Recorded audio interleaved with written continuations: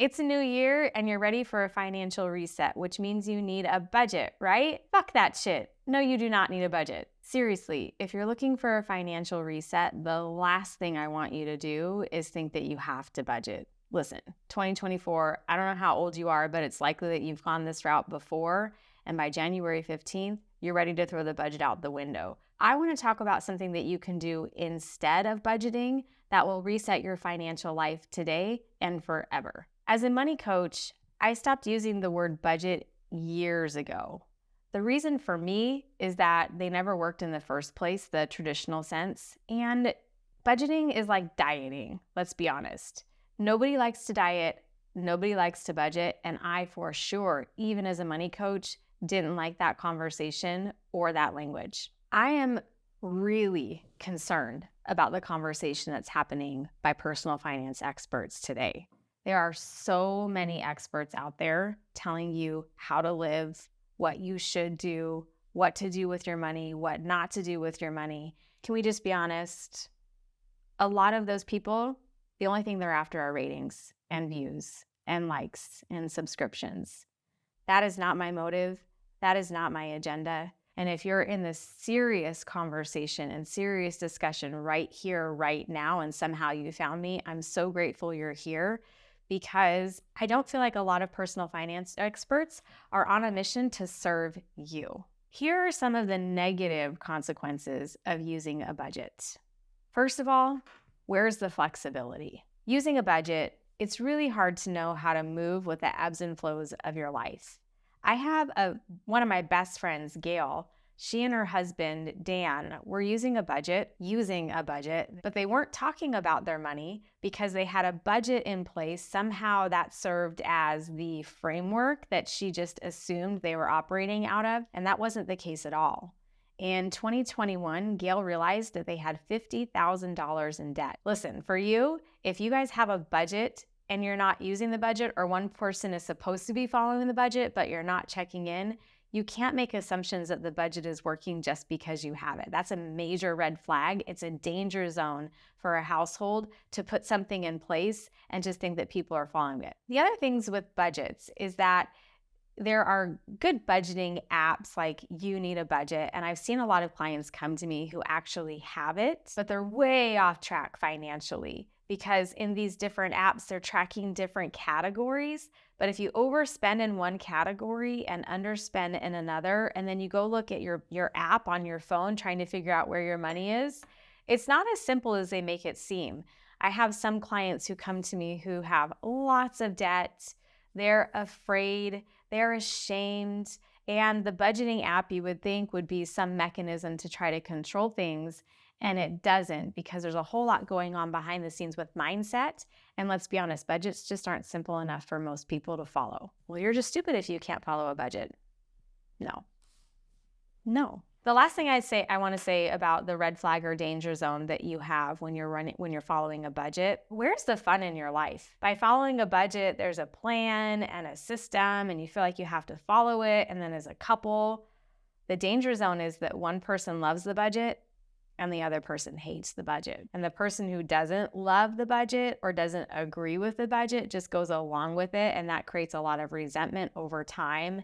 That's not healthy for sure. Budgets aren't always the most flexible, and they don't go with the ebb and flow in life. And I think that that's not healthy over time. Let me tell you a story about Mark and Amber. They came to me years ago, maybe 5 years ago, and they were both in a lot of arguing and shame and pointing fingers when it came to their money, because they had at one time followed the Dave Ramsey method. They believed that budgeting was the best way to manage their money, but neither one of them really believed or wanted to budget. They just felt like they had to. And as a result, they had over $200,000 in credit card debt. I'm not categorically saying that that's a bad thing, but for them, they were really, really upset with each other about where they were at financially. The credit card debt just felt really, really heavy and a lot for them. They weren't sure how they were going to be able to navigate it. And the only conversations they were having about their money was that they were fighting about their money, about decisions that he made, decisions that she made. And the first thing that I told them in that meeting was like, listen, you don't need a budget. You do need some systems in place, and we have got to heal what has just happened as a family and what will continue to happen if we don't talk about the real issues, and a budget had nothing to do with that. Here were the real issues as a household. She was a stay-at-home mom with 5 kids. He works full-time running his own company, and he's up with the sun, and he doesn't get home until late at night. He is spending money eating out. He's running his business and his company, and they're not checking in. They're not checking in about what's important to her, and they're not checking in on what's important to him. So the credit cards were just being used as a way to check out and not really stay on the same page. I had to get them to a place where they were willing to listen to each other and that they were both willing and ready to meet each other's needs. That's a much harder conversation than just putting a budget in place. I got them back on track by willing to have open, honest communication about the choices they were making on a regular basis. Because he grew up in a household with a lot of scarcity and fear, his dad taught him that spending money was a bad thing. He had to eat beans and rice. He had to pinch pennies. He had to cut back. He had to drive an old car that was paid off. That was hurting him and his self-esteem as a business owner. He wasn't performing in his business the way he wanted to perform in his business because of all of these limiting conversations and ideologies when it came to money. On the other side, the wife grew up around a lot of money. Her dad gave her a lot of what she wanted growing up. Now, I mean, this is kind of vulnerable to share, but who can relate to these different sides of the coin financially? She was given a lot as a kid. She was given a lot as a young adult, and she was used to getting what she wanted. And so financially, she was just going with operating the way she had learned about money. She didn't have the same fear and scarcity conversation that he did. And they were operating from 2 totally different energetic places. A budget isn't going to solve that. A budget isn't going to solve his scarcity conversation and her needs conversation as a wife and a stay-at-home mom. So we ditched the budget. We got them on the same place about what was important to them as a family. We talked about wins. What are actual wins that they could both have as a family and with their kids? And then we talked about priorities, not just financial priorities, but priorities overall in life. In his business, he got to work in handling what he needed to handle to generate the kind of revenue that he needed to generate in order to be able to support with paying down that debt. On the household side, she started managing the finances. The very first thing that we did is set them both up with their own spending account. So they were tracking their money, starting to track their money. We also realized that he needed to pay himself more. I know some of you can relate to that because this is not the only household where there are business owners involved and that business owners are not paying themselves enough to sustain the desired lifestyle that they have. They started tracking their money, understanding what money was coming in. He gave himself a raise, which helped a lot because he was in so much fear and scarcity that if he did that, he wasn't going to have enough money in his business, but we cleared that up. Once they started paying the household more and more of what they needed, life got fun again. They started smiling again. They started holding hands again. We did not implement a budget for them to get on the same page financially.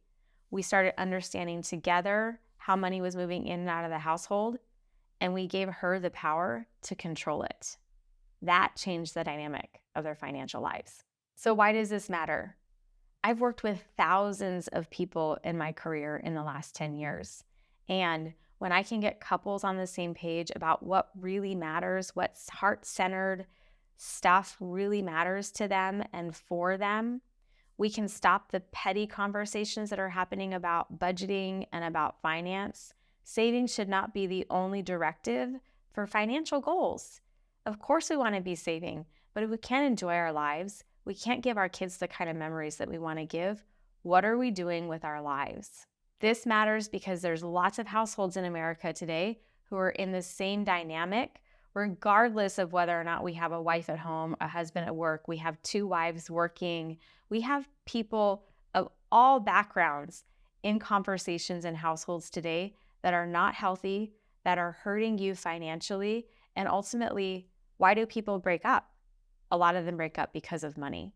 This is so important because it's so much more than just making sure that you're budgeting your money. You've got to know what's important. You've got to get on the same page. You've got to neutralize the conversation, and you've got to set up everybody to win. So that was a long story. I get it, but I think it's really important because we learn through stories, and I want you to hear that you're not alone. So if you're asking yourself what you can do about any dis-ease or how you can jump off the bandwagon of budgeting today, right here and right now, let me give you a few actionable tips and tools that you can start working with right now. First, know that there are money personalities. Just like every other area of business and life, there's the Myers-Briggs, there's the DISC assessment, there's the Colby assessment, and in the world of work, it's likely that you've taken one personality test. There's the Enneagram, all kinds of different personality tests. There's a money personality test that I use in my world, and it's really helpful in you identifying what your specific strengths are financially and also what could be holding you back financially. So get to know your money personality. I actually have a course about that, and I have a podcast interview about it. You can take the test. If you buy the course, you can take the test and get to know specifically what are your strengths financially. And then if you're in a relationship, what's your significant other's strengths financially? And even a business partnership. I have conversations with business partners all the time about this. Everybody has something to bring to the table financially, and we've got to figure out where your superpower is and get the support that you need to win financially, and everybody can win financially regardless of what your money personality really is. The other thing is you got to assess your personal, unique financial situation. Ditch the budget, put it aside, rip it up, whatever it is, and I want you to start here first. I want you to ask the question, what do I make, spend, and keep? What do we make, spend, and keep on a monthly basis? I just went through this exercise with a couple. She runs a business, he runs a business, and now they're bringing their household together because they're having a baby in April.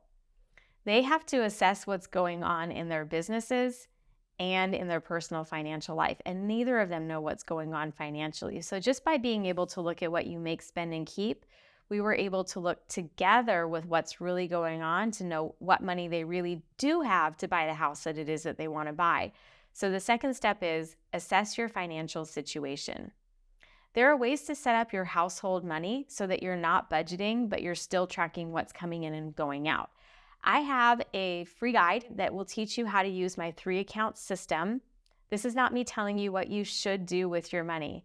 This is me walking you through a way that you can get clarity and assess what's really going on in your household financially. So then you can start to look at how you can get more money in savings faster. And ultimately, if you have debt, 60% of Americans do, you can put a plan in place to get out of debt. I want you to have a healthy relationship with spending first. I'm going to teach you how to do that. My free guide talks about that. So assessing your financial situation is really, really important because you know where you're at. So then you can get where you want to go. Finally, what goals do you have? What are the things that you want in your life financially? Do you want a new car? Do you want to take a trip to Spain?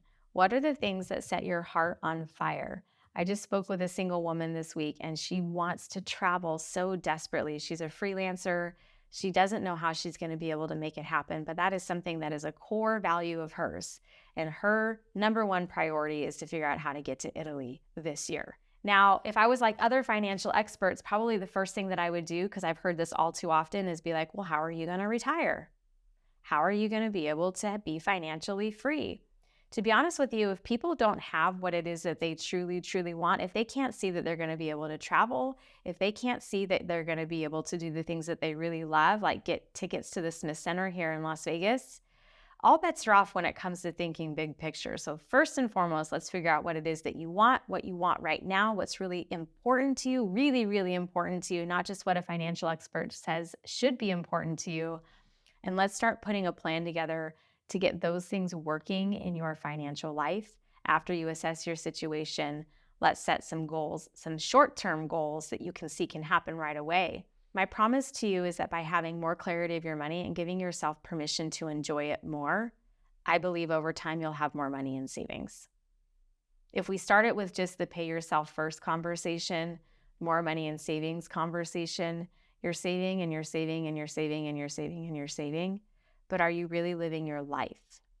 We got to get you out of that conversation. That's a scarcity and fear conversation, it's time to have a new conversation in your household about money. These are some really important ways that you can do that this year.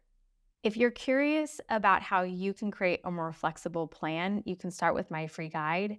And also, you don't want to miss the next video that I'm coming out with, because I'm going to walk you through step by step how you can take action right now to ditch your budget forever and start working in a new direction.